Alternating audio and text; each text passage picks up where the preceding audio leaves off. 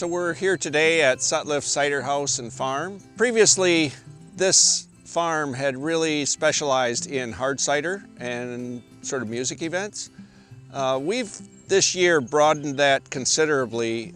There's about 20 acres of pretty good land here. The soil's really nice, and we have previously that had just been in corn and soybeans, and this year we've taken it out of that row crops and put it into a variety of other crops. The idea behind this is really to create a farm for consumers to come to, people with their families, friends, by themselves, whatever, and have a wide variety of crops that are available, both you-pick and pre-picked, across a continuum of the summer. So starting sort of mid-July with sweet corn, we've got sunflowers. Those are both you-pick crops and crops that we have available in the store pre-picked. In addition, we've planted melons, both watermelons and muskmelons, cantaloupe. Pumpkins, of course, that'll be a big fall crop for us here.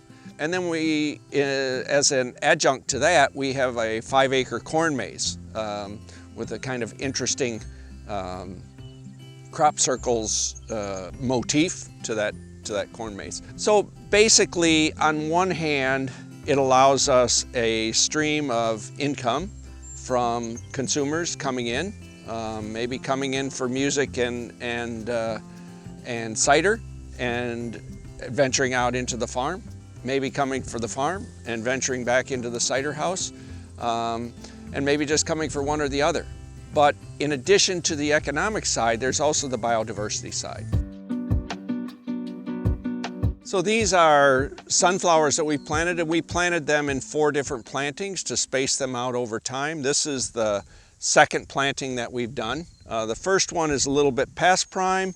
This one is just coming into prime. You can see some of the sunflowers are yet to unfurl. Some are unfurled and little bees. There's looks like a sweat bee kind of thing.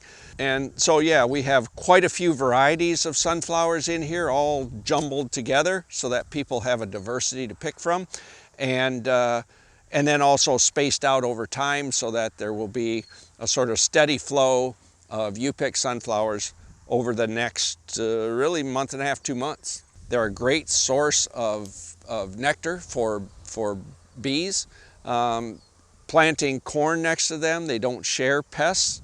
Planting melons with sunflowers, you know, again, the crops do not share a lot of pests, and they enrich the soil by putting the organic matter back into the soil. We will build this soil rather than depleting it all the time.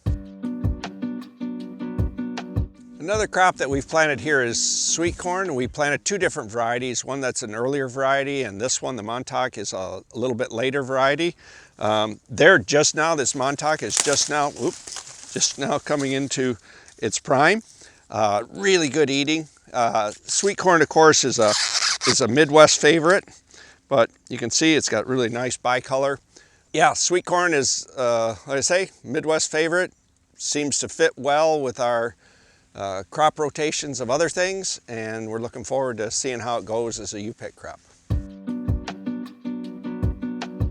Another crop that we're doing here are melons. This is really the first time we've ever tried melons as a you-pick crop, and we'll see how that goes. We've got both cantaloupe here and watermelons over there. You can see the bloom, the yellow bloom coming on, some small developing melons. We're looking for these really to be a late August crop, kind of 3rd week of August probably, and extending right into September. We've got a couple plantings of them, and we're just trying to see how that sort of later summer, very early fall melon crop can work.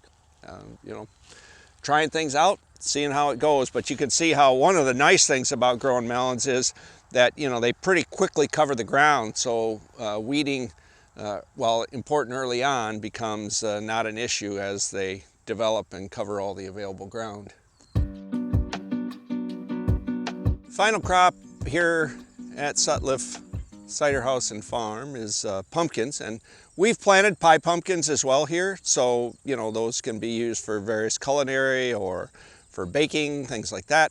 But mostly what we've planted are jack-o'-lantern, carving pumpkins, and we anticipate this being our sort of October, late September, October crop, in addition to really late melons.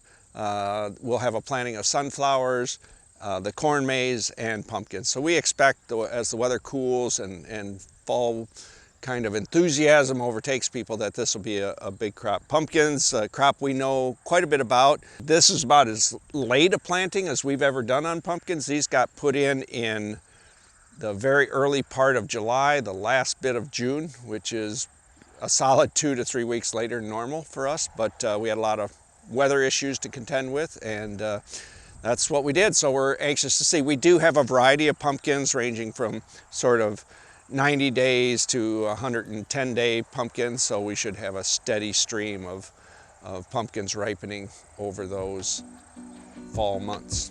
So this is our hope, that we can create a little 20-acre spot of paradise here, very close to the Cedar River, just south of Lisbon, and on that farm do some good, ecologically do some good with lots of diversity, and also bring information and interesting crops to consumers. And that's our hope for Sutliff Cider. This is our first year at the Cider House and Farm, and we look forward to doing it year after year.